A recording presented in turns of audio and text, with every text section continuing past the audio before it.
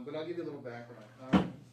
I was born in Fort Bragg, North Carolina, into the 87th Division Airborne. My dad, World War II, Korea. And then after being addicted to combat, he was a stateside and overseas drill instructor, including in our house. I had my brother, sister, and myself, downline troopers from me, we had a duty roster in our kitchen, and everything on a quarter-hour, Bobby, Johnny, and Tom. And God forbid we should miss an assignment because he'd wake you up at 4 o'clock in the morning to remind you about that assignment, like the day that I had to stand out. And when we came back to Fort Bragg when I was a kid, water the grass in my skivvies until the sun came up and everybody laughed at me as they were going to work. That's how I was raised. My dad was also an NYPD Special Investigations Unit officer after that, again addicted to combat.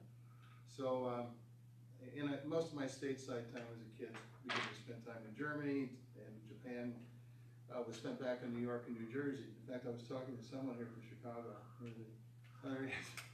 We speak the same language in some sense. What I mean to say by that is the good news about Minnesotans is that you're nice. The bad news about Minnesotans is that you're nice. And you'll take it and take it and take it. I've written a couple of pieces. Hello. I've written a couple of pieces about Minnesota's gag reflex.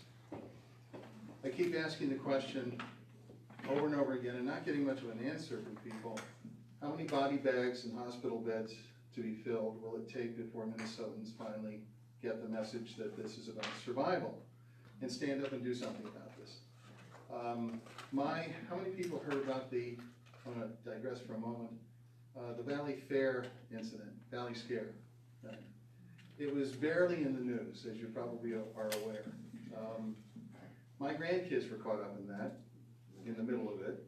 6 police departments were called, police helicopter, state troopers, first responders. They cleared out 15,000 people in the course of about an hour and a half because 100 of these lovely cherubs hopped the fence and busted through the turnstiles and broke out in a staged, and I mean staged, brawling all over the park.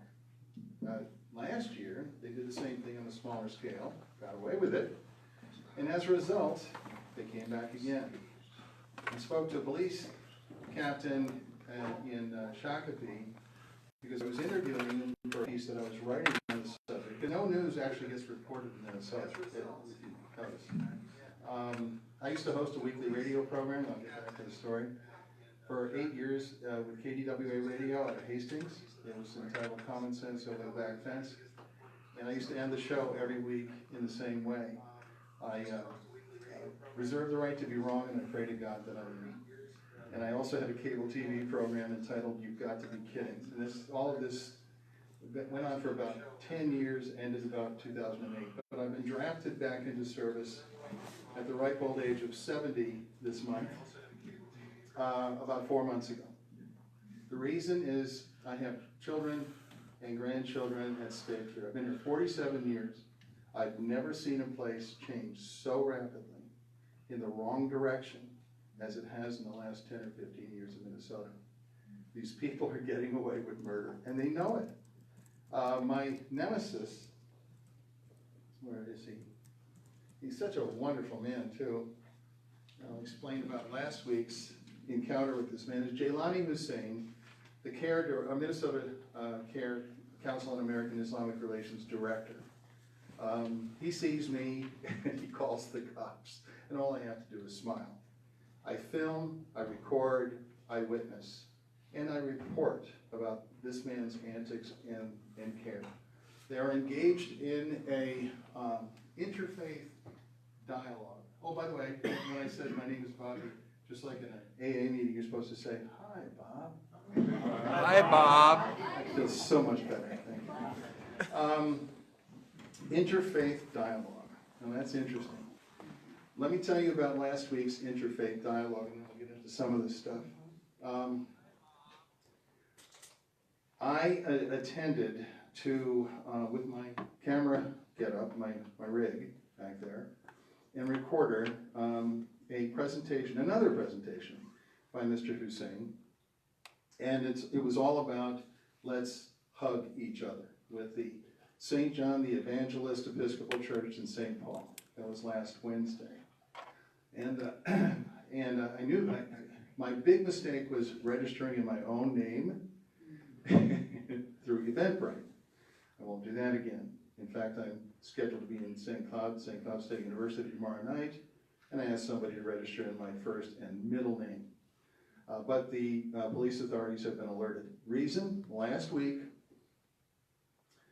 when I drove by, I saw a St. Paul PD cruiser, SUV, there, and a officer standing on the street outside the church. So I knew something was up. Anyway, I went in with my equipment. I was dressed okay, better than I am tonight, and went right past him and didn't even give me a nod. Went to the registration table, and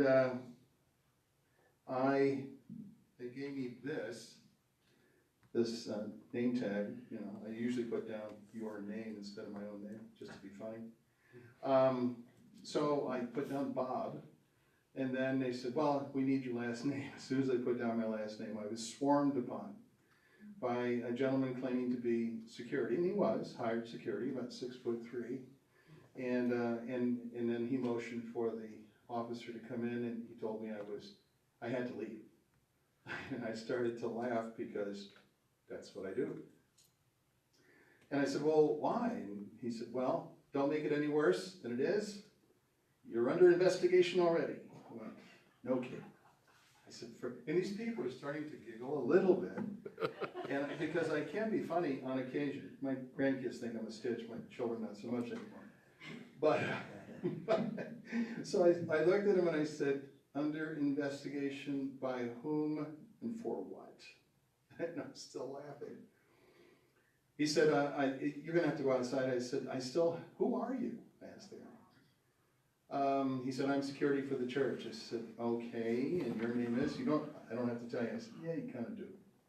So I'm still laughing, and I still haven't moved. My camera equipment is all laying on a bench. I said, let me see if I understand this. I'm under investigation. You can't tell me what it is. You can't tell me who's investigating me, or for what, or what agency is investigating me. I have since found out that no such investigations going on, so, yeah. But, and yes, today, hot off the presses, the police report. I had to go retrieve that on my way down here today. Reason is, it ain't over. Good. I talked to the pastor this past Monday. He was out of town last Wednesday, and not a bad guy, right up until the time I told him who I was.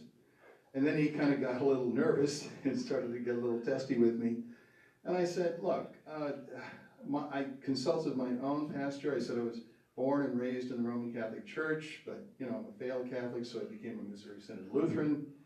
But I did talk to my pastor this past Sunday, and I asked for his advice.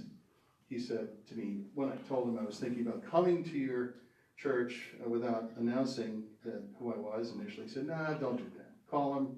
Be a nice guy. Invite him out to coffee. So I did that.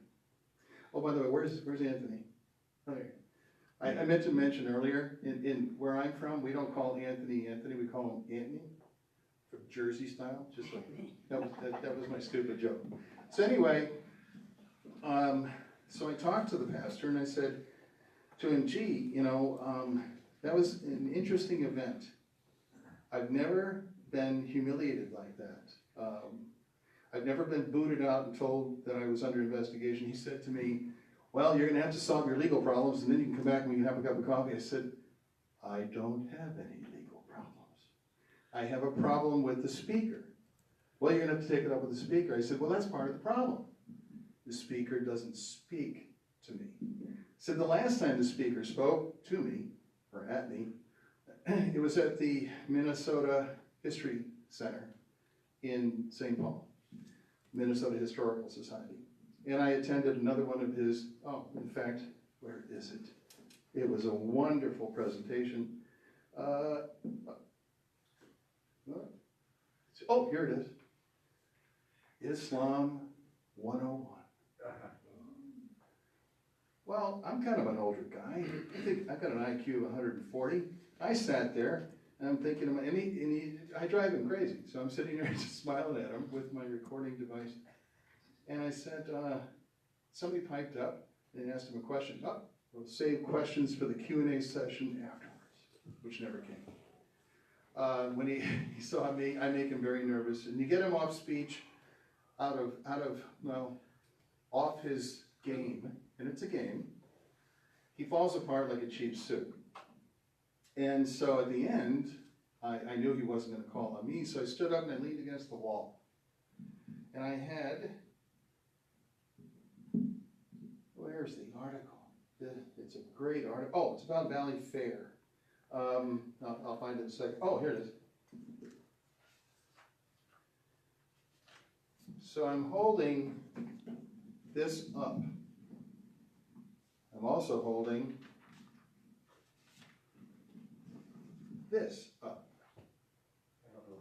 Let me introduce you to 26-year-old Special Forces Staff Sergeant Alexander Conrad, based out of Fort Bragg, North Carolina, with the other 500 troopers who are currently serving in Somalia, along with the other NATO forces, fighting the same morons who are living amongst us as we speak, who are, by the way, because of these two people, whoops, and that's Tom Emmer, someone I've known for, let's see, 2005, when I was serving my penance at the Capitol for 10 years on statewide task forces, overlapping task forces, serving with DHS and the Minnesota Supreme Court. I have the scar, if I turned around, you could see the lashes on my back. I have the scar tissue to prove I was there. Also served on the Commissioner's Advisory Committee to DHS for 6 miserable years. I learned how to speak DHS though, it was fun. These people produced this problem. How many people have heard about the suitcases full of cash caught at the Minneapolis-St. Paul Airport? Up to $1 million. And the claim is by Jailani Hussein and the usual suspects is that all this money is coming from the mom and pop grocery store, I don't know, whatever the business happens to be. I thought these people were poor on welfare. Apparently not. Not satisfied with that theft, and we'll get back to Sergeant Conrad in a minute. By the way, I took my kids, my daughter and son-in-law, and my grandchildren an hour and a half to get out of the parking lot at Valley Fair. WCCO, that's the other problem we all have here. We have no media. Channel 11, that's why I'm doing what I'm doing. That's why I've been drafted back into service. WCCO took Valley Scare, they called it a minor incident. I don't think so, Scooter, as Ron White would say. So we have the remittances program, and then we have this one. There's remittances, and that's the Hawala business, money transfer services. And Tom Lydon, who knows me from Channel 9 for years, did a hit piece on me because he did a program on the 17th of, I'm dropping him on the floor to get him out of the way, on the 17th of October. He did a story about all of this, just pacifying everyone. A lifeline back home. Now, doesn't that sound wonderful? A lifeline back, it's just $200 to $300 being sent back home through the money transfer services as they stroll down the marketplace in Minneapolis, hand in hand, Jailani Hussein and Tom Lydon. And it's all about $200 to $300 being sent home to mom and pop and the 18 siblings and the 95-year-old grandma. That's how it was presented.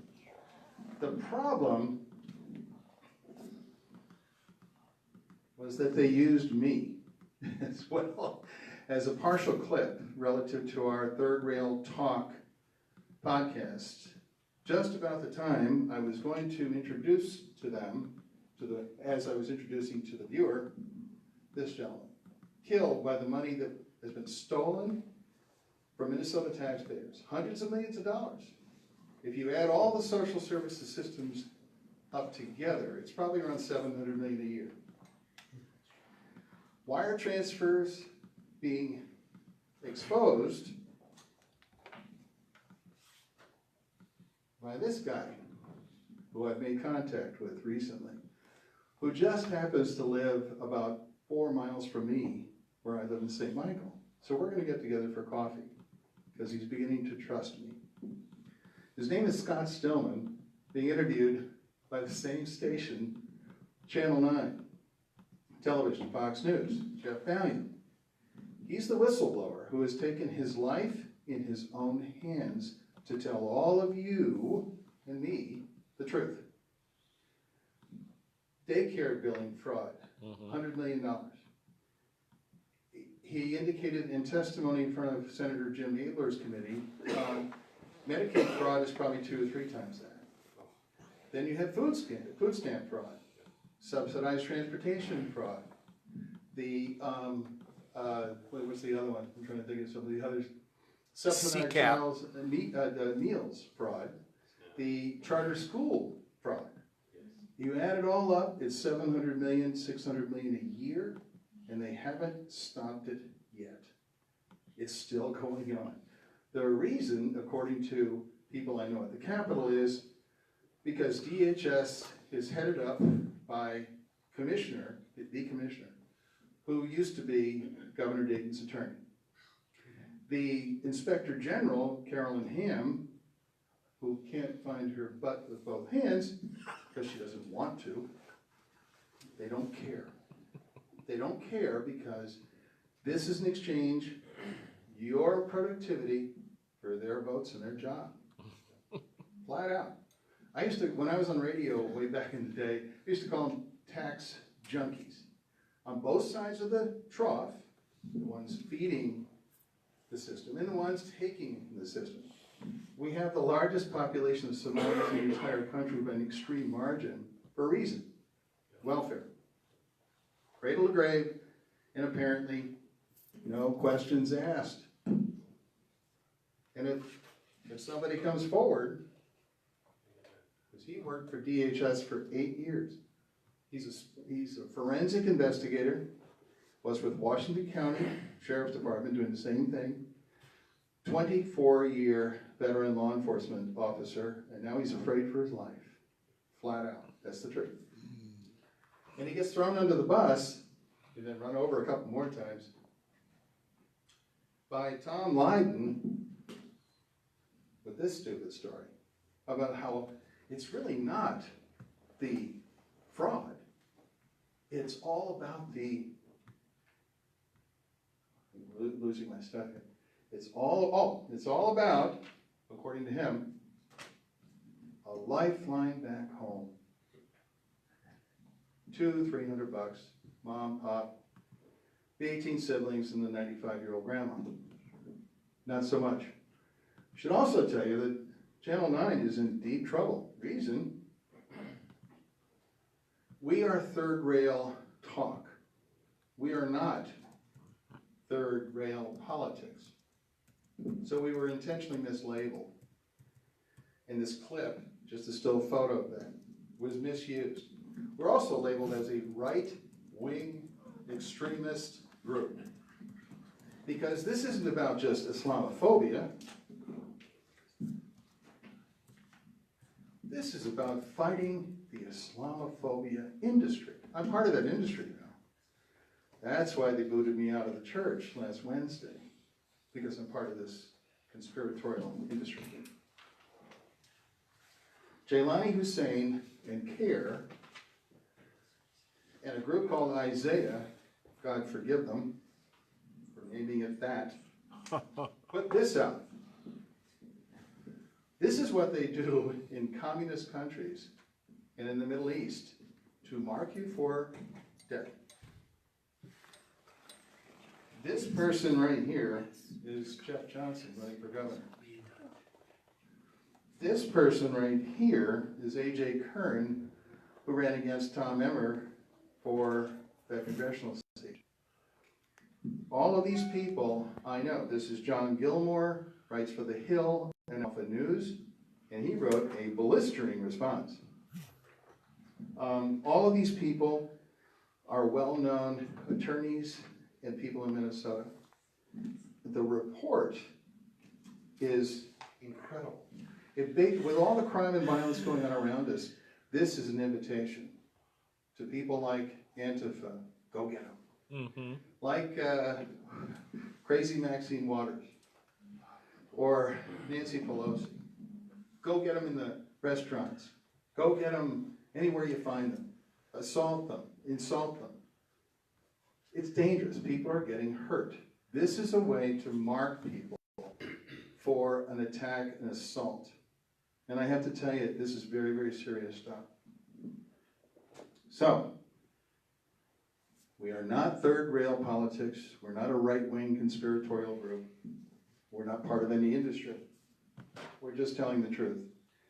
This man, if Keith Ellison, one of my favorite pictures of Keith. Let's see. Just love this, you know. Fidel Castro, if he were still alive, he'd just very funny. Lenin called people like, some of the people with Isaiah, as an example, useful idiots. They are. Anybody that votes for this guy is voting for the destruction of this state in a heartbeat. Reason?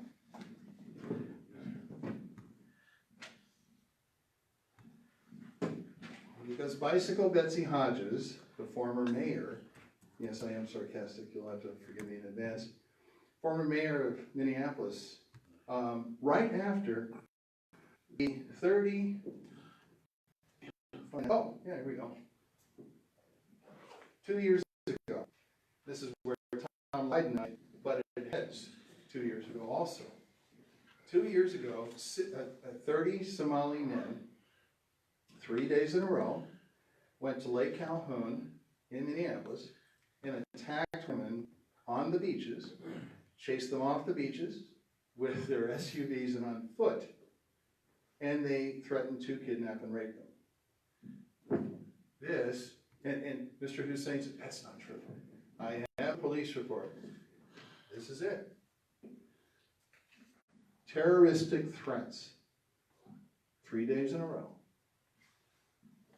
Anybody venture a guess as to what the punishment was? Nothing.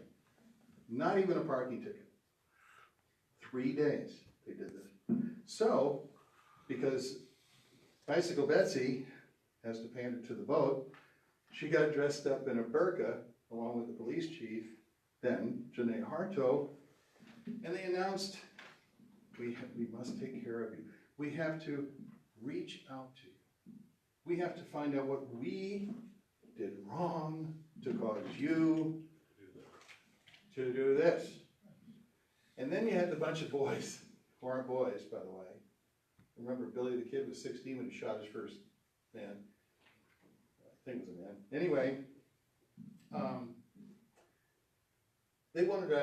they demanded money. The elders from the community in this listening session conducted by Mayor Hodges and the police chief, dressed in the Middle Eastern garb, said, what can we do to help you persuade these guys from attacking people, threatening to rape and kidnap them? Now, if that happened to me, because I used to live in that area of town, Diamond Lake area of Minneapolis, on the second day I'll be sitting on my porch with oiling my shotgun.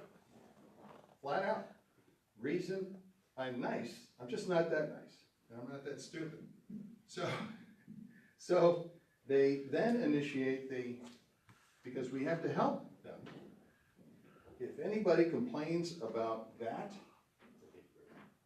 then you get reported to the brown shirts, the police, the authorities, who will then investigate you for having the nerve to say, I don't like that. This is real. This is called part of the Mayor's Compact.